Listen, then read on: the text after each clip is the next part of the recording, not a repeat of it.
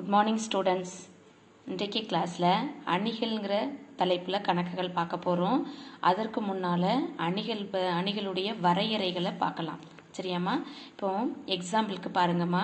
அதாவது வனிதா அப்படிங்கிற பொண்ணுகிட்ட 12 கதை புத்தகங்கள், 20 நோட்டு புத்தகங்கள் மற்றும் 4 பென்சில்கள். அப்போ 3 பொருள் இருக்குது, அப்படி தானே? அப்போது இதில் பேர் எழுதிக்கிறோம். இங்கே என்னதெல்லாம் அவட்ட இருக்குது? கதை புத்தகங்கள், நோட்டு புத்தகங்கள், பென்சில். சரியா? அந்த 3 தலைப்பு போட்டுக்கிறோம். அப்போ வனிதாட்ட இருக்கிறத எழுதிக்கிட்டோம். அடுத்தது ராதாட்ட 27 கதை புத்தகங்கள், 17 நோட்டு புத்தகங்கள் மற்றும் 6 பென்சில்கள், அதை எழுதிக்கிறோம். அடுத்தது கோகுல், அவன்கிட்ட 7 கதை புத்தகங்கள், 11 நோட்டு புத்தகங்கள், 4 பென்சில்கள். அடுத்தது கீதா, 10 கதை புத்தகங்கள், 12 நோட்டு புத்தகங்கள், 5 பென்சில்கள். சரியாம்மா? இப்போ ஒரு கிளாஸில் இருக்கிறாங்கன்னு வச்சுக்கோங்களேன். இவங்களாம் ஒரு வகுப்பில் இருக்கிறாங்க. அவங்ககிட்ட இருக்கிறத நம்ம என்ன செஞ்சுருக்கிறோம்? ஒரு அட்டவணை மாதிரி போட்டிருக்கோம். சரியாம்மா? இப்போ இதில் பாருங்கள். இப்போது இந்த பேரை மட்டும் நகட்டிடுறோம். நம்ம பேர் எடுத்துகிட்டு அந்த எண்கள் மட்டும் எடுத்துக்கிறோம். 12, 20, 4, 27, 17, 6, 7, 11, 4, 10, 12, 5. சரியாம்மா? இந்த எண்கள் மட்டும் எடுத்துக்கிறோம். சரியா? இப்போது இந்த எண்களில் இந்த மாதிரி இருக்கிறது, அதாவது இது என்னதுமா? நிறை அப்படின்னு சொல்லுவோம். அதாவது இது எக்ஸ்ஹெச், நம்ம அப்படி தானே? இது எக்ஸ்ஹெச், இது நம்ம நிறைன்னு சொல்லுவோம். அதே இது இந்த எண்கள் இந்த மாதிரி அமைஞ்சிருக்கு பாருங்க. இதை என்ன சொல்லுவோம்? ஒய்ஹெச், அதாவது நிரல். அப்போது இந்த மாதிரி அமைகிறதுக்கு பேர் எக்ஸ்ஹெச், அதாவது நிறைன்னு வச்சுக்கோங்க. இந்த மாதிரி இருக்கிறதுக்கு பேர் நிரல், அதாவது ஒய்ஹெச். சரியாம்மா?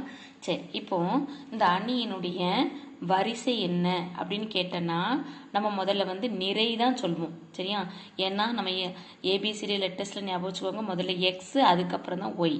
அப்போ முதல்ல நிறை சொல்லி தான் அடுத்தது நிரல் சொல்லணும். அப்போ நிறை எத்தனை நிறை இருக்குது?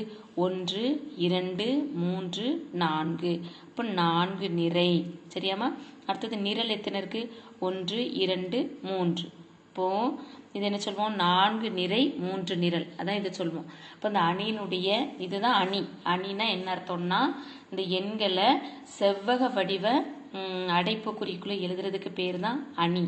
அதில் கிடைமட்டமாக இருக்கிறது எக்ஸ்ஹெச், அதாவது அதை நிறைன்னு சொல்லுவோம். செங்குத்தாக இருக்கிறத ஒய்ன்னு சொல்லுவோம். சரியாம்மா? சரி, இப்போ பாருங்கள்.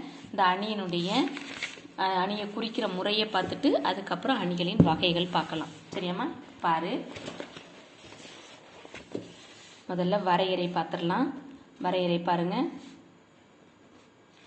செவ்வக அடுக்கு அமைப்பை அணி என கூறுகிறோம். கிடைமட்டத்தில் உள்ளதை என்ன சொல்றோம்? நிறை என்றும், செங்குத்து மட்டத்தில் உள்ள அடுக்கு நிரல் என்றும் அழைக்கப்படுகிறது. சரியாம்மா? சரி, இப்போ பாருங்க. இப்போ இது எக்ஸாம்பிளுக்கு நம்ம ஒரு அணி எடுத்திருக்கிறோம். அது செவ்வக வடிவத்துக்குள்ள செவ்வக அடுக்கு அமைப்பில் தான் இருக்குது. இப்போ இந்த அணியை நம்ம எப்படி குறிப்போம்னா கேபிட்டல் லெட்டர்ஸில் குறிப்போம். ABCD அப்படின்னு கேபிட்டல் லெட்டர்ஸில் குறிப்போம். அதே இது அந்த அணியில் இருக்கிற உறுப்புகளின் எண்ணிக்கை, உறுப்புகளை ஸ்மால் லெட்டர்ஸில் குறிப்போம். சரியாம்மா? இப்போ ஏன்னிட்டு ஒரு அணினா அதை இப்படி எடுப்போம். ABC, கமா போடக்கூடாது. C 2 3 4 இப்படி இருக்கலாம். சரியா? அப்போ இந்த அணிகளை என்ன செய்வோம்? கேபிட்டல் லெட்டர்லையும், அணிகளில் இருக்க உறுப்புகளை ஸ்மால் லெட்டர்ஸ்லையும் நம்ம என்ன செய்வோம்?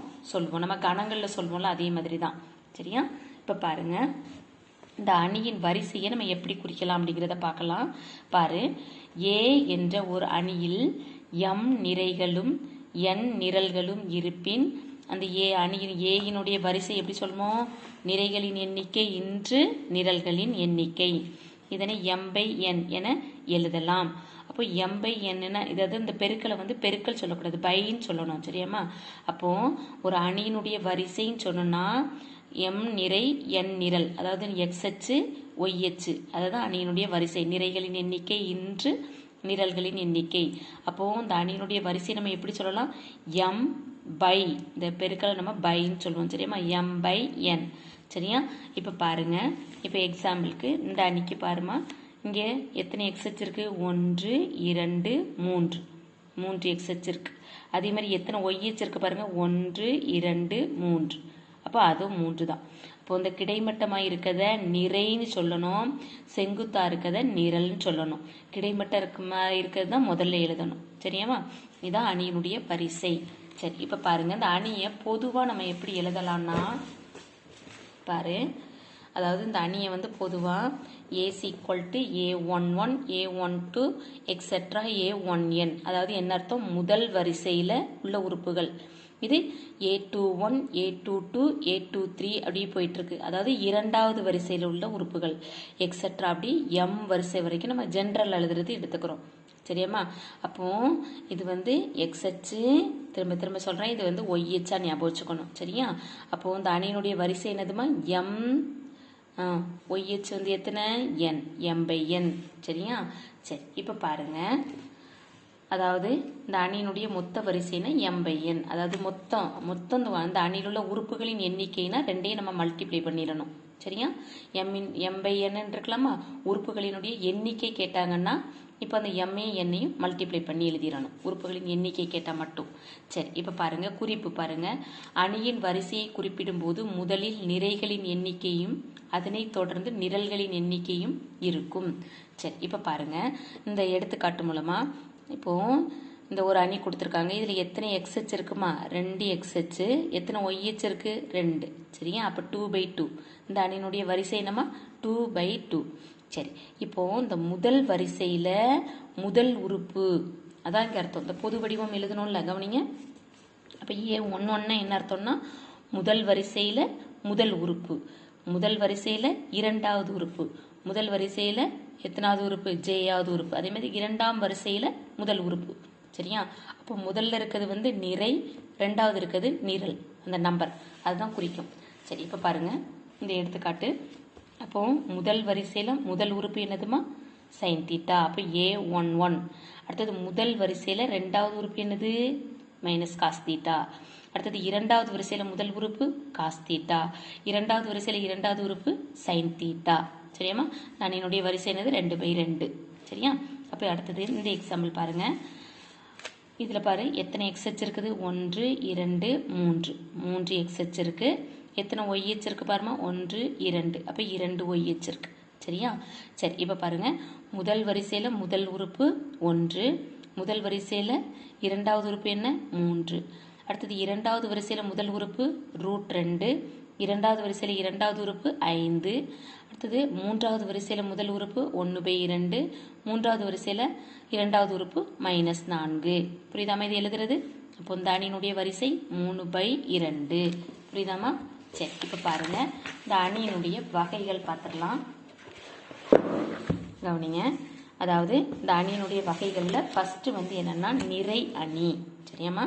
அப்போ நிறை அணினா என்னென்னா, ஒரு அணியில் ஒரே ஒரு நிறையும் பல நிரல்களும் இருந்தால் அந்த அணி என்னமா, நிறை அணின்னு சொல்லுவோம். நிறை அணிக்கு இன்னொரு பேர் வந்து நிறை வெக்டார். நிறை அணிக்கு இன்னொரு பேர் என்னமா, நிறை வெக்டார். அப்போ நிறை அணினா ஒரே ஒரு எக்ஸ்ஹெச் இருக்கும், இந்த இருக்குது பார், ஒரே ஒரு எக்ஸ்ஹெச். நீங்கள் இந்த வரையறைகள்லாம் படிச்சுக்கணும், ஏன்னா 2 மார்க்கில் கேட்பாங்க. எடுத்துக்காட்டோட ஏதாவது ஒரு எடுத்துக்காட்டு நீ மனப்பாடம் பண்ண வேண்டாம், ஏதாவது ஓனா நீயாவே கொடுத்துக்கலாம். சரியா? அப்போ ஒரு அணியில் ஒரே ஒரு நிறைனா ஒரே ஒரு எக்ஸ்ஹெச் இருந்துச்சுன்னா அதை நம்ம என்ன சொல்லுவோம், நிறை அணி. நிறை அணிக்கு இன்னொரு பேர் வந்து நிறை வெக்டார். சரியாம்மா? எடுத்துக்காட்டு ஒரு எடுத்துக்காட்டு எடுத்துக்கலாம். சரி, அடுத்தது பாருங்க, நிரல் அணி. ஓர் அணியில் ஒரே ஒரு நிரலும் பல நிறைகளும் இருந்தால், நிரல்னா இதான். சரியா? நீங்கள் வந்து எக்ஸாம்பிளுக்கு சும்மா என்னது 1 2 3 எடுத்துக்கலாம், ஒன்றும் பிரச்சனை கிடையாது. சரியா? அவ்வணி நிரல் அணி, அதுக்கு இன்னொரு பேர் நிரல் வெக்டார் அப்படின்னு சொல்லுவோம். சரியாம்மா? சரி, எடுத்துக்காட்டுக்கு நீங்களாவே ஓனா கொடுத்துக்கலாம். நிரல் அணினா ஒரே ஒரு நிரல் இருக்கணும், நிறை அணினா ஒரே ஒரு நிறை அணி இருக்கணும். புரியுதாம்மா? சரி, இப்போ பாருங்க, சதுர அணி. சதுர அணினா ஒரு அணியின் நிறைகளின் எண்ணிக்கை நிரல்களின் எண்ணிக்கைக்கு சமம். அதாவது நிறைகளின் எண்ணிக்கையும் நிரல்களின் எண்ணிக்கையும் சமமாக இருந்துச்சுன்னா அதுக்கு பேர் என்ன பேருமா, சதுர அணி. சரியா? அப்போ சதுர அணினா என்னது, 2 நிறை இருந்துச்சுன்னா 2 எக்ஸ்ஹெச் இருந்தால் 2 ஒய்ஹெச் இருக்கும், 3 எக்ஸ்ஹெச் இருந்தால் 3 ஒய்ஹெச் இருக்கும். அதான் அர்த்தம். நிறைகளின் எண்ணிக்கையும் நிரல்களின் எண்ணிக்கையும் சமமாக இருந்தால் அந்த அணிக்கு பேர் என்ன பேருமா, சதுர அணி. சரியா? சரி, அடுத்தது பாருங்க, மூலைவிட்ட அணி. அதாவது மூலைவிட்ட அணினா என்னன்னா, ஒரு சதுர அணியில் முதன்மை மூலைவிட்டத்திற்கு மேலேயும் கீழேயும் உள்ள அனைத்து உறுப்புகளும் 0 எனில் அந்த மூலைவிட்ட அணி. அதாவது மூலைவிட்டின்னா இந்த எடுத்துக்காட்டு கொடுத்துருக்காங்க பாருமா, இதான் மூலைவிட்டம். மூலைவிட்டம்னா இந்த மதிப்பு. இதுக்கு இந்த சைடு இருக்க மதிப்பு இந்த சைடு இருக்க மதிப்பும் 0வா இருந்ததுன்னா இதுக்கு பேர் என்ன பேருமா? மூலைவிட்ட அணி. இதில் எதிர்பாராதவன் ஏதாவது ஒரு உறுப்பு 0 இருக்கலாம், அது தப்பு கிடையாது. ஆனால் அந்த மூலைவிட்டத்துக்கு மீதி உள்ள மதிப்புகள் எல்லாம் 0வா இருக்கணும். அதான் மூலைவிட்ட அணி. சரியாம்மா? சரி, அடுத்தது பாருங்க. திசையிலி அணி. ஒரு மூலைவிட்ட அணியில் முதன்மை மூலைவிட்ட உறுப்புகள் அனைத்தும் சமமாக இருப்பின், அதாவது அந்த மூலைவிட்டத்தில் இருக்கிற மதிப்பு ஒரே மதிப்பாக இருந்ததுன்னா அதுக்கு என்ன பேருமா? திசையிலி அணி. சரியா? சரி, அடுத்தது பாருங்க.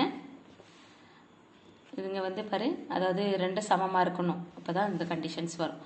அடுத்தது சமணி அல்லது அலகு அணி. சரியா? ஒரு சதுர அணியில் முதன்மை மூலைவிட்ட உறுப்புகள் ஒவ்வொன்றும் ஒன்றாகவும் மற்ற அனைத்து உறுப்புகளும் 0 எனில் அந்த அணிக்கு சமணி அணி அல்லது அலகு அணின்னு பேர். அதாவது இங்கே வந்து திசையிலி அணிக்கு என்ன பார்த்தோம்? ஒரே நம்பர் இருக்கணும், ஒரே உறுப்பு இருக்கணும். அலகு அணி அல்லது சமணி அணினா அந்த உறுப்பு எதாவது இருக்கணும், கண்டிப்பாக ஒன்றா தான் இருக்கணும், மீதிலாம் 0வா இருக்கணும். அதான் கண்டிஷன். சரியாம்மா? அடுத்தது பாருங்க, பூஜ்ய அணி. பூஜ்ய அணினா ஒரு அணியில் உள்ள அனைத்து உறுப்புகளும் 0 எனில் அந்த அணி பூஜ்ய அணி. சரியா? பூஜ்ய அணிக்கு எக்ஸாம்பிள். சரியாம்மா? அடுத்தது பாருங்க, நிறை நிரல் மாற்று அணி. பாருமா, நிறை நிரல் மாற்று அணினா ஏ என்ற அணியின் நிறைகளை நிரல்களாகவும் நிரல்களை நிறைகளாகவும் மாற்ற கிடைக்கும் அணி நிறை நிரல் மாற்று அணி. அதாவது எக்ஸாம்பிளுக்கு இப்போ ஏ இஸ் ஈக்குவல் டு 1 2 3 4ன்னு இருக்குன்னு வச்சுக்கோ. இது நிறை, இது நிறை, இது நிரல், இது நிரல். இதை நம்ம எப்படி எழுதிடலாம்? இங்கே இப்படி இருக்கதை 1 2 இப்படி இருக்கதை இங்கே எழுதிடலாம். 1 2 3 4. அதான் நிறை நிரல் மாற்று அணினா இதான், நிறைய நிரலாக மாற்றும். சரியா? அப்போது இந்த அணியை வந்து ஏ டிரான்ஸ்போஸ், அதாவது இங்கிலீஷில் நிறை நிரல் மாற்று அணியை டிரான்ஸ்போஸ் ஆஃப் மேட்ரிக்ஸ்ன்னு சொல்கிறோம்ல, அந்த டிரான்ஸ்போஸில் உள்ள ஃபர்ஸ்ட் லெட்டர் ஏ டிரான்ஸ்போஸ். சரியாம்மா? அப்போது நிறைய நிரலாக மாற்றுறது. சரியாம்மா? சரி, இப்போ பாருங்கள். அடுத்தது முக்கோண அணி. ஒரு சதுர அணியில் முதன்மை மூலைவிட்டத்திற்கு மேலே உள்ள உறுப்புகள் அனைத்தும் 0 எனில் அந்த அணிக்கு பேர் கீழ் முக்கோணி. ஆப்போசிட்டாக வரும். என்ன? ஒரு முதன்மை சதுர அணியில் முதன்மை மூலைவிட்டத்திற்கு, அதாவது இதான் ஒரு சதுர அணின்னு வச்சுக்கோங்களேன். முதன்மை, இந்த எக்ஸாம்பிள் கொடுத்துருப்பாங்க பாருமா, இந்த இடத்துல முதன்மை மூலைவிட்டத்திற்கு இதான் முதன்மை மூலைவிட்டம். சரியா? முக்கோண வடிவத்தில் இருக்குல்ல, இதுக்கு கீழே உள்ள உறுப்பு 0வா இருந்தால் அந்த அணிக்கு என்ன பேர்? மேல் முக்கோண அணின்னு சொல்லுவோம். அதே இது மேலே உள்ள உறுப்புகள் 0வா இருந்தால் கீழ் முக்கோண அணி, ஆப்போசிட்டாக சொல்லுவோம். சரியாம்மா? பாருங்க. அடுத்தது பாரு, சம அணிகள். அணிகள் ஏ மற்றும் பி ஆகியவற்றின் வரிசைகள் மற்றும் ஏயில் உள்ள ஒவ்வொரு உறுப்பும் பியில் உள்ள ஒத்த உறுப்புகளுக்கு சமம் எனில் அதை வந்து என்ன சொல்லுவோம்? சம அணி. அதாவது ரெண்டு அணியோடைய வரிசையும் சமமாக இருக்கணும், அதில் உள்ள உறுப்புகளை நம்ம வந்து என்ன செஞ்சிடலாம்? ஒத்து இருக்கணும். ஒத்துனா அதான சமப்படுத்திடலாம். சரியா? அதான் அதை வந்து என்ன சொல்லுவோம்? சம அணின்னு சொல்லுவோம். ஏ மற்றும் பி ஆகியவற்றின் வரிசைகள் மற்றும் ஏயில் உள்ள ஒவ்வொரு உறுப்பும் பியில் உள்ள ஒத்த உறுப்புகளுக்கு சமம் எனில் ஏ மற்றும் பி ஆகியவை சம அணிகள் எனப்படும். சரியாம்மா? சரி, இப்போ பாரு. அடுத்தது எதிரணி. எதிரணி பாருமா. எதிரணினா அணி -a m/n எதிரணி a m/n என்றவாறு அமையும். -a என்ற அணியில் உள்ள அனைத்து உறுப்புகளும் a என்ற அணியில் உள்ள ஒத்த உறுப்புகளின் கூட்டல் நேர்மாறு. அதாவது என்ன அர்த்தம்? -aன்னா நம்ம என்ன சொல்லுவோம்? 1 2 3 4ன்னு சொல்லுவோம். இப்போ -aன்னா வேற ஒன்றுமே இல்லைம்மா, இந்த நம்பரை மைனஸால் பெருக்கிடுங்க உள்ள, அவ்வளோதான். -1 -2 -3 -4. சரியா? இப்போ இதையும் கூட்டினாலே உங்களுக்கு 0 வந்துடும். அதான் கூட்டல் நேர்மாறு, ஆப்போசிட் தானே 1க்கு -1. அப்போ கே என்ற அணியின் கூட்டல் நேர்மாறு -k, அதான் அர்த்தம். -aயின் ஒவ்வொரு உறுப்பும் ஏயின் ஒத்த உறுப்புகளின் கூட்டல் நேர்மாறாக இருக்கும். எடுத்துக்காட்டும் நீங்களாவே ஓனா கொடுத்துக்கலாம். சரியாம்மா? அடுத்தது பாருங்க. அடுத்தது அணிகளின் மீதான செயல்கள். அதாவது கொஞ்சம் இந்த ஃபார்முலாஸ் வரும், அதை கொஞ்சம் பார்த்துக்குவோம். ஒரே வரிசையுடைய இரு அணிகளை கூட்டவோ கழிக்கவோ முடியும். சரியாம்மா? ஒரே வரிசையுடைய 2 அணி என்ன செய்யலாம்? கூட்டலாம், கழிக்கலாம். அதே நேரம் அணிகள் மீதால அந்த பெருக்கல் பண்புகள் பாருங்கம்மா. ஏ plus B B plus A, அதாவது அணி வந்து கூட்டல் பரிமாற்று உள்ளது. அதே மாதிரி அணிகளுக்கு கூட்டல் சேர்ப்பு பண்பு உண்டு. சரியா, இதில் நம்ம வந்து கணங்களில் படிச்சிருக்கோம். சேர்ப்பு பண்புன்னா அந்த பிராக்கெட் மட்டும் மாற்றி போடுவோம். சரியாம்மா, அப்போ அணிகளுக்கு கூட்டல் பரிமாற்றம் உண்டு, கூட்டல் சேர்ப்பு பண்பும் உண்டு. சரியா, அடுத்தது பாருங்க. அடுத்தது பாருமா, திசையிலி அணியின் பெருக்கற் சேர்ப்பு பண்பு உடையது. அதாவது இப்போ ஒரு நம்பரால் நம்ம பெருக்கிறோம்னா அதே நம்பரால் அடுத்த சைடு நம்ம பெருக்கணும், அது ரெண்டும் ஈக்குவலாக தான் இருக்கும். PQ into A equal to P into QA, இந்த ரெண்டுமே ஈக்குவலாக தான் இருக்கும். அடுத்தது திசையிலி சமணி பண்பு I இன்ட்டு ஏ. ஐனா என்னது, அலகு அணி. அலகு அணி கூட ஏயை பெருக்கணும், நம்மளுக்கு என்னது அதே அணி தான் கிடைக்கும். ஏன்னா அலகு அணினா என்ன சொல்லியிருக்கோம், மூளை விட்டத்தில் மதிப்பு 1 தான் இருக்கும், மீதியெல்லாம் 0வாக இருக்கும். அதனால் அதே அணி தான் கிடைக்கும். சரியாம்மா, இரண்டு அணிகள் மற்றும் திசையிலியின் பங்கீட்டு பண்பு. பங்கீட்டு பண்புனா இதை உள்ள மல்டிப்ளை பண்ணுறோம்லம்மா, பங்கிடுறது. சரியா, அடுத்தது இரண்டு திசையிலி உடைய ஓர் அணியின் பங்கீட்டு பண்பு. ரெண்டு திசையிலி இருக்குது, அணி 1 இருக்குது, அதை பங்கிடுறோம். சரியா, அதாவது உள்ள பெருக்கிற அர்த்தம். சரி, அடுத்தது பாருங்கள், கூட்டல் சமணி. அணி கூட்டலில் வெற்று அணி அல்லது பூஜ்ய அணியானது கூட்டல் சமணி. அதாவது இப்போ நம்ம 0 கூட 5 கூட்டினா நம்மளுக்கு என்ன கிடைக்கும், 5 கிடைக்கும்ல. அதே மாதிரி தான் ஒரு அணி கூட 0வை கூட்டினா, பூஜ்ய அணியை கூட்டினோன்னா நம்மளுக்கு அதே அணி கிடைக்கும், அதான் அர்த்தம். சரியா, அடுத்தது அணியின் கூட்டல் நேர்மாறு. ஏ என்பது, அதாவது ஒரு அணினா கூட்டல் நேர்மாறுனா -A. அப்போ 5 கூட -5 கூட்டினா தான் நம்மளுக்கு என்னதாகும், 0வாகும். அப்போ நேர்மாறுனா அந்த ரெண்டையும் கூட்டினா 0 கிடைக்கணும், அதான் அர்த்தம். அப்போ ஏ கூட -A தான் நம்ம கூட்டுவோம், -A கூட +A, அதான் அர்த்தம் கூட்டல் நேர்மாறு. சரியாம்மா, அடுத்தது பாருங்க.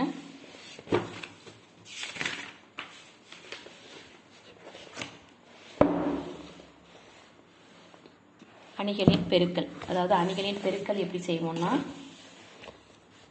இரு அணிகளை பெருக்கிறதுக்குன்னா முதல் அணி, இப்போ 2 அணி இருக்குன்னா 2 3 4 5ன்னு இருக்கு. இப்போ முதல் அணியினுடைய நிரல் இரண்டாவது அணியினுடைய நிறைக்கு சமமாக இருந்தாதான் நம்ம என்ன செய்ய முடியும், அணிகளை பெருக்க முடியும். சரியா, முதல் அணியினுடைய நிரல், அதாவது இங்கே வந்து இது 2/2ன்னு வச்சுக்கோங்க. அதே இது இன்னொரு அணி எடுத்துக்கிட்டோம்னா என்ன செய்யணும், நம்மளுக்கு 2 3 4 5 6 7. இங்கே பாரு, இது வந்து XH என்னது இருக்குது, XH நம்மளுக்கு 3, XH 2, YH வந்து என்னமா இருக்குது 3. இந்த நிறையும் இங்கே உள்ள நிரலும் சமமாக இருந்தாதான் நம்மளால் என்ன செய்ய முடியும், அணியை பெருக்க முடியும், அதான் அர்த்தம். முதல் அணியின் நிரல் ரெண்டாவது அணியின் நிறைக்கு, சரியா, இங்கே 2 XH தானம்மா, நிறைக்கு சமமாக இருந்தால் தான் நம்ம பெருக்க முடியும், அதான் அர்த்தம். சரி, இப்போ இதில் உள்ள சில கண்டிஷன்ஸ் பார்த்துடலாம். இப்போ பாருங்கள், அணி பெருக்கலினுடைய பண்புகள். பொதுவாக அணியின் பெருக்கல் பரிமாற்று பண்பு உடையது அல்ல. அதாவது ஏபி பிஏக்கு சமமாக இருக்காது, அதான் அர்த்தம். சரியா, அடுத்தது கூட்டலை பொறுத்து வலது பங்கீட்டு விதினா, இப்போ இது வந்து பாருமா, இது இடது பக்கத்தில் இருக்குது, இது வந்து வலது பக்கத்தில் இருக்குது, அதான் அர்த்தம். இப்போ இதை உள்ளே கொண்டு பெருக்கிற மாதிரி தான், ஏபி + ஏசி, இது வலது பங்கீட்டு விதி. அடுத்தது நம்ம பங்கிட வேண்டியது இங்கே இருக்குது, இடது பக்கத்தில் இருக்குது, இது வலது பக்கத்தில் இருக்குது. அப்போ இதை உள்ளே கொண்டு பெருக்கு, ஏசி + பிசி, இது இடது பங்கீட்டு விதி. சரியாம்மா, அடுத்தது அணியின் பெருக்கல் பண்பு சேர்ப்பு பண்புடையது. ஏபி × சி = ஏ × பிசி. அணிகளின் பெருக்கலுக்கான சமணி அலகு அணி ஏஐ = IA = ஏ. ஐனா வேற ஒன்றும் இல்லை, அலகு அணி. 1 0 0 1ன்னு சொல்லுவோம்ல, இந்த மூளை மட்டத்தில் மட்டும் 1 இருக்கும், மீதி 0வாக இருக்கும்ல, அதான் அலகு அணி. சரி, அடுத்தது இப்போ 2 அணி பாருங்க, 2 அணியை பெருக்கும்போது 0 கிடச்சிச்சின்னா A 0 B 0ன்னு இருக்கணும்னு கட்டாயம் கிடையாது. அப்போ கட்டாயம் அது 0வாக இருந்தால் தான் AB 0ன்னு நம்ம சொல்ல முடியாது. சில நேரம் 2 0 இல்லாமையே அந்த அணியை நம்ம பெருக்கும்போது நம்மளுக்கு 0 கிடைக்க சான்சஸ் இருக்குது. பாருங்கள், ஏக்கு 0 கிடையாது, பியும் 0 கிடையாது, ஆனால் அந்த ஏபியை பெருக்கும்போது நம்மளுக்கு என்ன கிடைக்குது, 0 கிடைக்குது. அப்படி கிடைக்கிறதுக்கும் நம்மளுக்கு வாய்ப்புகள் உண்டு. சரியாம்மா, அடுத்தது நான் ஒரே ஒரு ஃபார்முலா. ஏபி என்பன 2 பூஜ்ஜியம் இல்லா 2 அணிகள் எனில் A + B ≠ A² + 2AB + B². ஆனால் ஏபியும் பியையும் ஈக்குவலாக இருந்தா A + B² = A² + 2AB + B². சரியாம்மா, சரி, இப்போ இதெல்லாம் வந்து முக்கியமான நம்ம தெரிஞ்சு கொள்ள வேண்டிய கண்டிஷன்ஸ். இதை கொஞ்சம் புரிஞ்சு தெளிவாக படிச்சிட்டிங்கன்னா நம்ம கணக்கு செய்கிறதுக்கு கொஞ்சம் ஈஸியாக இருக்கும். சரியாம்மா, தேங்க்யூ.